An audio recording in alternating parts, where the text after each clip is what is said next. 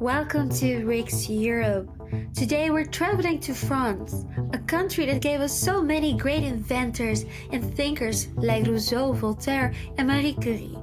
But now it is a complete decay under the leadership of Emmanuel Macron, who did a great job destroying his own beautiful country with his open border policies. Now we all have fresh in minds, of course, the horrible riots that took place just 2 or 3 weeks ago. Riks Europe traveled to France to attend one of the main events, which was the Patriots for Network Fête de la Victoire, surrounded by 6,000 French patriots. And in the streets of Paris, we could still see the damage those riots has caused. It shows that the dream of full integration and assimilation has completely failed. But what is really going on? How bad is that situation? Well, we invited Alexandre de Cazin. He is a journalist at Le Ligne Droite, one of the main, well actually it is the main and leading conservative radio in France. Alexandre, it's so good to have you here on the show. Thank you very much for inviting me, Scarlett. Really a pleasure for me to join you and to join this patriot unity, and thank you very much. Yeah. Well, you know, as I said, Paris is in decay. It's just an example because there's more in France than just Paris. But when you take, for example, the metro station, you can see 4 or 5 illegal immigrants sleeping next to each other in every corner of that metro station. This is just an example, but it goes beyond that. It is a systematic pattern that we see. I even saw people sleeping in tents under bridges. So it shows that France cannot keep up with the level of mass migration coming into your country. That is something that we observe as an outsider, but you actually grew up in France. What is your perspective on that? Like, can you talk more about your personal experiences? How bad is that situation? You know, I will not talk to you as a journalist, but as a French citizen for this question. Like, the main fact is that it's impossible today to live in France without suffering the consequences of mass migration. You see, in France, mass migration is like, you see it more in the big cities like Paris, Lyon, Marseille, Lille, or Rennes, but you can also see it like in smaller towns. You can see it in even like in the countryside today. It's something that has changed a lot this past 20 years. And today, immigration is everywhere. Currently, even for someone living in the countryside, my family lives in the countryside, and even for my family, they can't escape the consequences of immigration by simply taking the bus, by going to some city nearby to buy some food, by just, taking care when they go take a drink at night. For example, my brother, who is studying, he has this, and it's the same for all French people. Currently impossible to escape immigration. Now, I'm quite young, but I don't live in the same country in which I was born. What I mean is that the face of my country has changed in only 25 years. It's quite an incredible change, in fact. And I will tell you some story about it. My first true experience with immigration. When I was young, I remember I was, in my bed in the same room as my brother, and we were just like about to sleep, and our mother came to us and she said, okay, there was a terrorist attack in Paris by an Islamist, and we just have to take care right now, and we have to be, careful about what we do, about when we hang out and everything. So you will stay 2 or 3 days at home. You won't go to school tomorrow. And it was, Charlie Hebdo attack in 2015. And next year there was Bataclan a few months later. And this was a huge shock for my generation, the youth in France. This was a huge shock for France in general. And since then, there is, terrorism of every day in France currently. It means that, I'm a journalist, so I see all the news that are passing in France, all of them. And especially on immigration, I can't have one day without seeing some judicial case, without seeing some insecurity affair in which an immigrant or a descendant of an immigrant is implicated.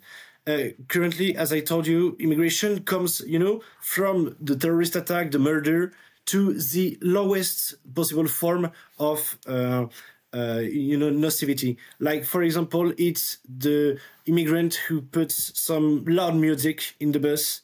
It's the one who is just, laughing, smoking a joint. And it goes to all the aspects of society. And currently, France, it's not only a question of how much immigration costs. It costs French lives, firstly. And then it costs also, a way of living that we are losing because we have to adapt. We have to suffer in, like every French man has to suffer of migration. It doesn't depend on where he lives. It doesn't depend on how much he earns money. It's just like he has to live with it, and this is changing France currently. I think we all remember the Charlie Hebdo attack and then, of course, Bataclan. It has changed Europe forever. That moment was very significant. Well, let's continue talking about that, right? Like the open border policies that basically is happening under the leadership of Macron. Well, there's a new rule that he has. The rule of engagement that now says that French authorities, they are allowed to intercept boats 300 meters from the coast. And I'm thinking to myself, this is just a band-aid. It's not fixing a real problem. The fact that they can come so close to the borders is a problem on its own. We need to prevent that these people have an incentive to take that boat and try to get into France. They're not coming on boats. They're just traveling through Europe, through 6-7 other safe states, and then they try to see if they can get a French, they can stay in France, and if they don't, they take a boat and they continue going to the UK. Honestly, is this going to make any difference? Well, to tell you everything, Scarlett, if you want some weird French law adapting to immigration, it's almost impossible to buy a boat nearby Calais in France. Calais is the city from where all the migrants come to the UK, and it's almost impossible to buy a boat up there because the authorities are forbidding it because they know that migrants will buy or steal boats to come to England. So currently, the situation is completely crazy, and obviously, as you said, it's not a little law of how much meters we can go from the coast to take back the migrants that will change anything. I think there was $500,000 million euros that were put into protecting the UK border by France. But what has happened with that money? Because look at the statistics. Okay, 480 million. Pound, correct. But however, this year, the amount of people that actually made that crossover from Calais to the UK has risen with 42%. 42%. What is Macron doing with that money? What is happening with that money? Why is there such a massive increase of people making that trip from France to the UK? And tell yourself that we normally should have a Minister of the Interior and Immigration who is right-wing, like who says he's right-wing. So imagine with a left-wing one. Well, where is going that money? Everywhere, and especially in the pockets of the migrants, in fact. But, Scarlett, I can't talk really for England, but what I can tell you about France is that because the main problem is that migrants are coming to France before coming to the UK. And, the main problem with France is not illegal migration, I believe. To tell you, each year, the big picture is that each year we have 500,000 immigrants coming in France. 500,000 immigrants coming to France each year. And what's funny about it is that illegal immigration is only 80,000 of illegal aliens. There are two other types of immigrants in France that are the most important ones. In fact, they are asylum seekers who are cheating on asylum because even when their asylum is refused, they stay in France. And each year it's 120,000 asylum seekers that come to France to ask the asylum. And even if they don't get it, they stay in France and they get aids and they get like money and everything, funds. And the second topic is legal immigration, which is 300,000 people, 300,000 migrants coming to Europe. There are students that stay after in France. There are family immigration, work immigration, and everything is coming to France. So I will tell you honestly, Scarlett, I don't know exactly how Macron and Bruno Retailleau, our Ministry of the Interior, are doing currently to stop immigration, to prevent immigration from going to the UK. But what I can tell you is that with so much immigration coming to France, it will be impossible, even with billions of euros, to stop them from going to other countries. So wait, what you said 300,000, but I mean, you were talking also about people that come and work in France. Are we talking about like high educated people that are actually paying taxes and returning something back to society, or like what are we talking about? Scarlett, I think you know the answer about it.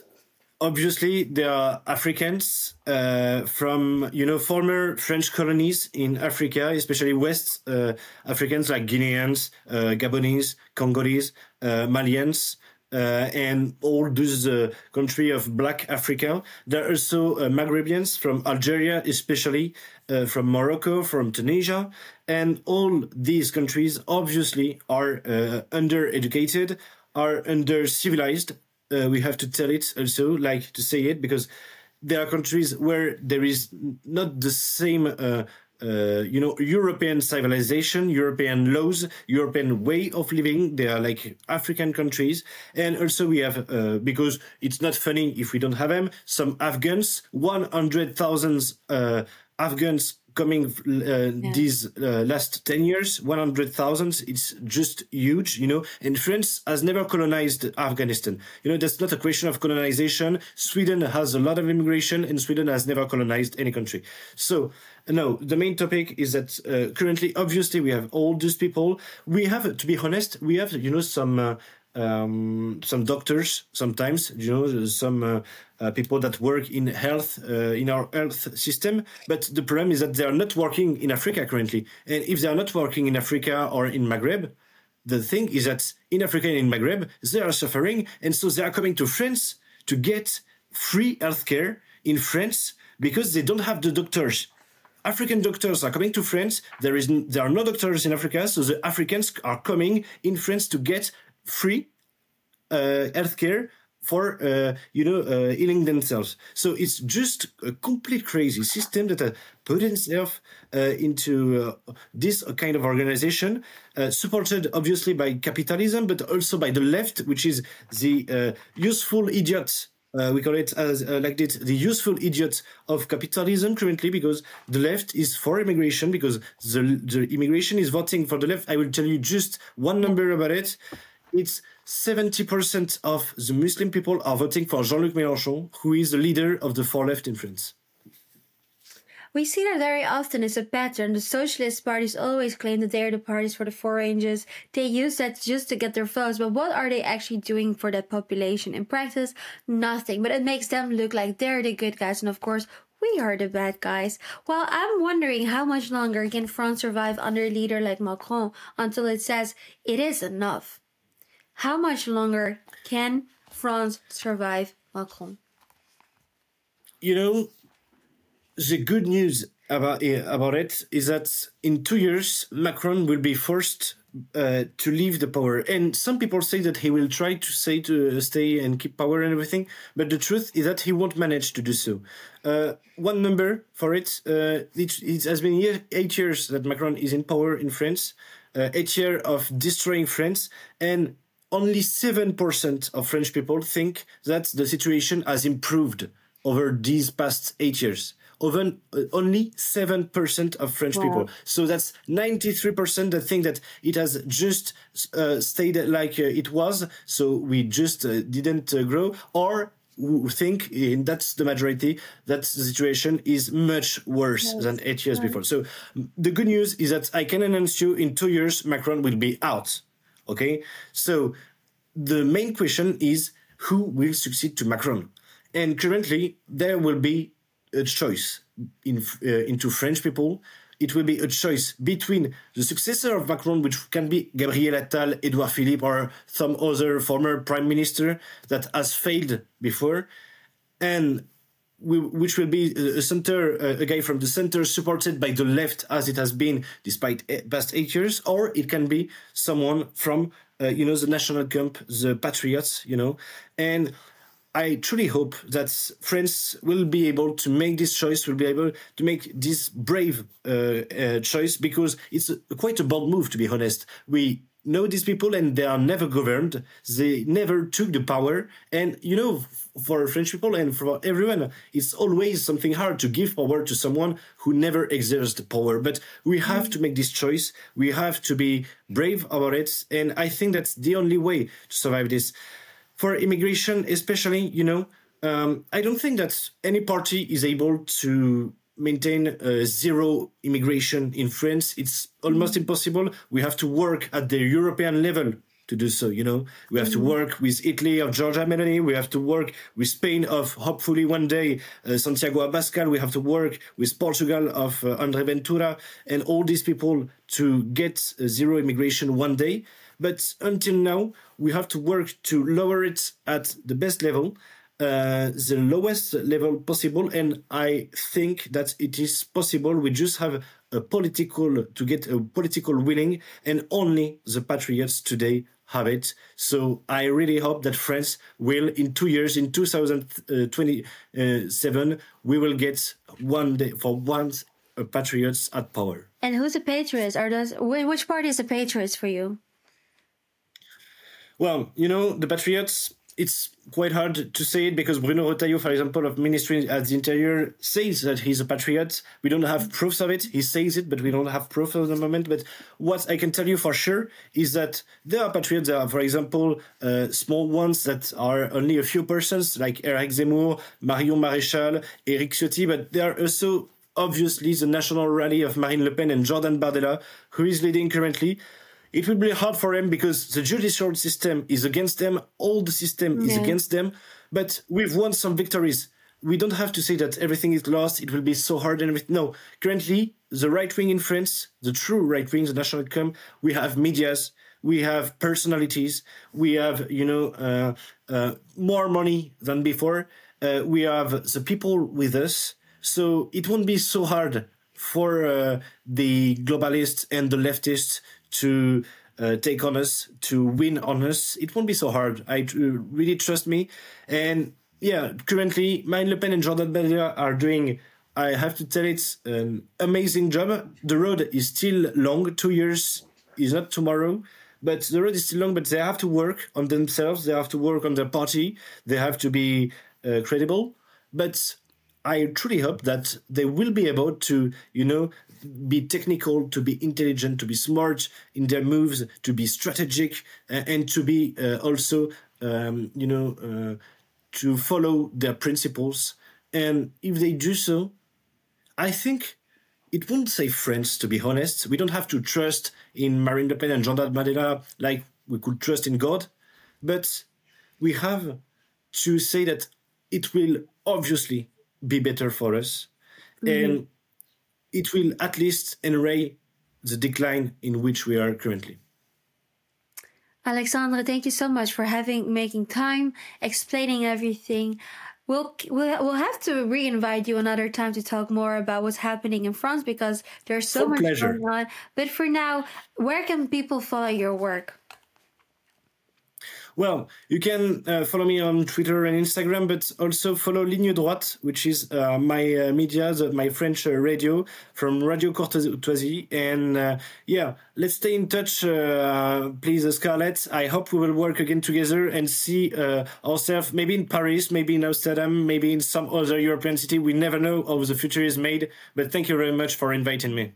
Of course, Patriots United. Well, thank you so much at home for watching, and we'll see you next time.